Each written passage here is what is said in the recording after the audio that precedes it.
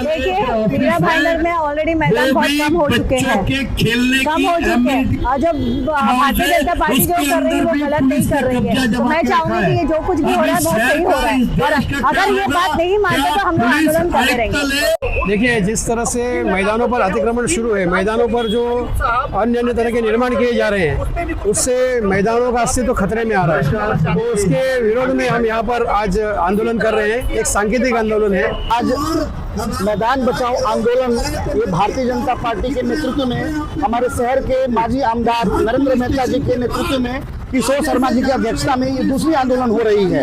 ये आंदोलन हमें इसलिए करना पड़ रहा है क्योंकि शहर में 11 मैदानों में से 8 मैदानों में ऑलरेडी सरकारी अतिक्रमण हो चुका है।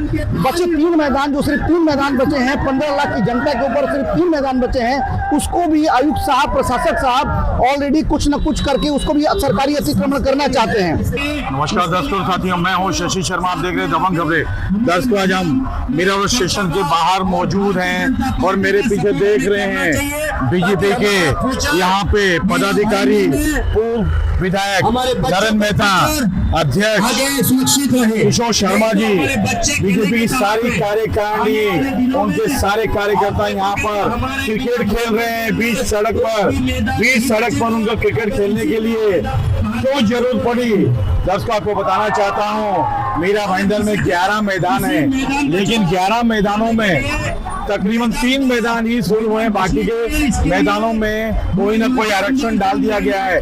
लेकिन मैदानों को बचाने के लिए और यहाँ के जो बच्चे हैं उनके भविष्य को देखते हुए नरेंद्र मेहता ने यह कदम उठाया है। नरेंद्र मेहता हर वक्त शहर वासियों के सुख दुख के लिए तत्पर रहते हैं और बच्चों के भविष्य को लेकर उन्होंने इस तरह का आंदोलन किया है। बीच सड़क में क्रिकेट खेलकर सरकार को चेता रहे हैं। आइए जानते हैं नरेंद्र मेहता से क्या कहना चाहेंगे, क्या प्रकाश डालेंगे। देखिए, हमारा भारतीय जनता पार्टी का हमेशा रहा है कि जहाँ जहाँ अन्याय होता है वह हाथ जोड़ने चाहिए, हाथ जोड़ के नहीं होता है तो लड़के करना चाहिए। और हम जनहित के लड़ रहे, इस शहर के आने वाले भविष्य को देखते हुए हमें लगता है कि हमारी नेता, हालांकि ये जो विधायक जो चुने हुए लोग हैं उनकी जवाबदारी ज़्यादा है, लेकिन दोनों ही मौन है। क्यों मौन है मुझे नहीं पता, लेकिन अगर हमें लगता है कि शहर हमारा है तो हमारा फर्ज बनता है कि हम शहर के खिलाफ, शहर के ऊपर जब अन्याय हो वो हम लड़े, और हम वो लड़ाई लड़ रहे। 11 में से 8 मैदान के ऊपर महानगर अलग अलग कंस्ट्रक्शन कर दिया, अब 3 मैदान बच्चे उस पर भी कंस्ट्रक्शन कर रहे,